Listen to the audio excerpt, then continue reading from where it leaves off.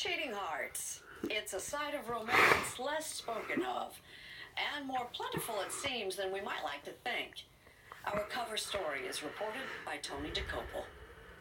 It is the only commandment that's repeated twice in the Bible, right?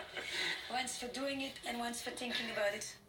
It's a subject as old as marriage, and usually more taboo than divorce. Every model of marriage has had infidelity. Psychotherapist Esther Perel has been studying infidelity for more than a decade. 93% of Americans think that infidelity is morally wrong, and more morally wrong than cloning, than suicide, or than domestic violence.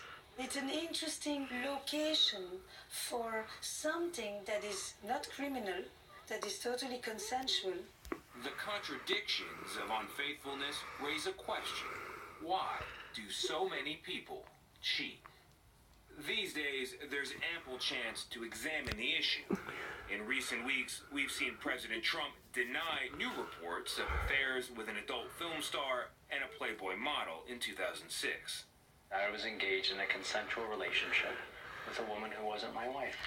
And Missouri Governor Eric Greitens has acknowledged an affair with his hairdresser. And it's a mistake for which I am deeply sorry. I had an extramarital affair. While Nashville Mayor Megan Barry has apologized for sleeping with her bodyguard. And I am deeply sorry for that. Which makes her part of a trend. According to a survey by the Kinsey Institute at Indiana University, female philanderers are catching up with their male counterparts for the first time on record. Of course it is a form of emancipation. Leaving the potential of being able to go, the potential of not having to accept it. I mean, part of why families have been preserved is because women made the compromise more than men. Never been more... In a series of massively popular TED Talks... And never has infidelity exacted such a psychological toll. A buzzed about podcast, and her latest book, The State of Affairs, Perel is asking us to rethink our attitude about infidelity.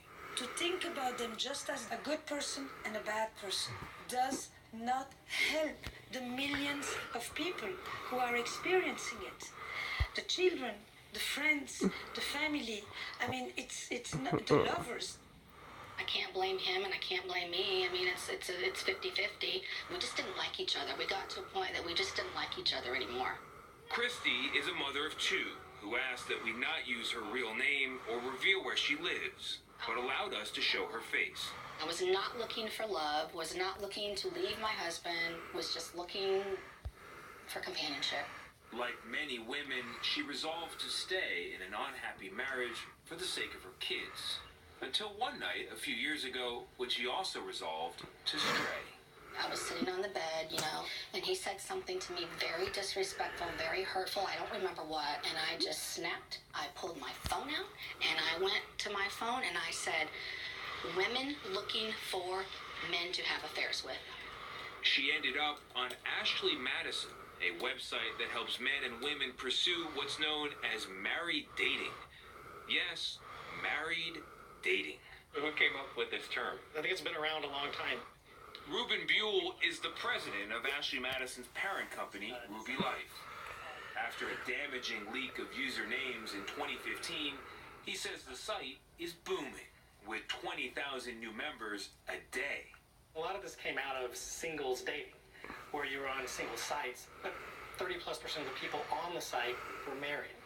So somebody took a category and created Ashley Madison.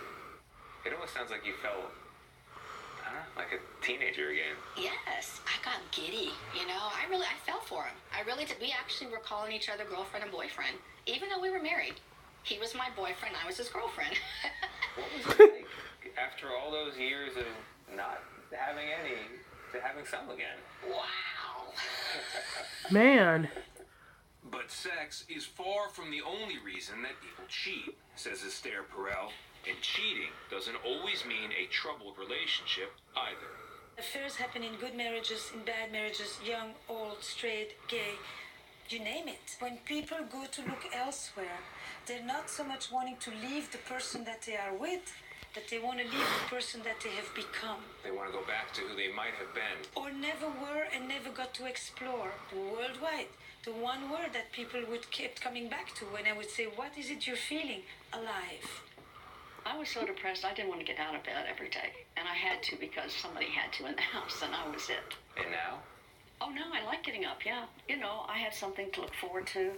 Daphne, who did not want us to use her real name or show her face, never thought she'd have an affair. The first 22 years of her marriage were good, she says.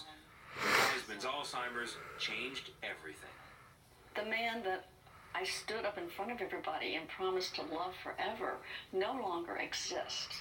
Daphne is committed to caring for the man she married for the rest of his life. But the 56-year-old decided in order to live her life, she needed to date again. 6 months ago, she met her boyfriend on Ashley Madison. How did your moral thinking change? It's not me. Well, now it is. I wasn't going to be able to continue taking care of my husband if I didn't have some fun. How do you mean? Well, because I was impatient with him, I cried, I was just angry, and now I'm much more patient with him. I don't get angry. I'm a better wife now than I was. And consider this. Infidelity may just be nature's way. You can love more than one person, bottom line. But why? Why would that be helpful to survival? Well, I wondered that too, and so I studied adultery in 42 cultures. What do they all have in common?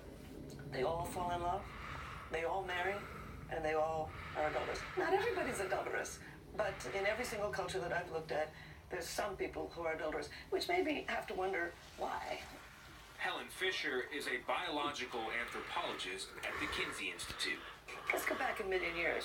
A man has one wife and has 2 children. But if he occasionally goes over the hill and sleeps with another woman and has 2 extra children, he's doubled the amount of DNA he has sent into tomorrow. So adultery made it more likely that any given gene pool would continue. Yes. But if it's all so natural, you might wonder, why does it have the power to cause so much pain? It is the ultimate breach of the romantic ideal. It is the shattering of the grand ambition of love. To be clear, Perel does not recommend infidelity, but she does call for empathy. We do not claim moral superiority. Just because we haven't cheated, when we have been neglecting, when we've been married to our jobs, married to the bottle, and just because we haven't had sex with somebody else, we think we are the mature and the committed and the superior. This is gotta change, or we will never have an honest conversation about this. Christy, for her part, was forced into an honest conversation with her husband after he read text messages from her lover. So he came and he says to me, I see everything that you're right. And I didn't deny it. I'm like, yep, and I want a divorce. It was pretty much like that. No tears, nothing. Not on his end, not on mine. I don't condone what I did. I'm not saying for anybody to go out and just do that, but I'm telling you that's my story. Which cleared the way for Christy and her now divorced boyfriend to no longer hide their secret. Last year in Las Vegas, they were married. How did it feel saying those vows again? Great, it was like, and I know it's forever. I know it's forever.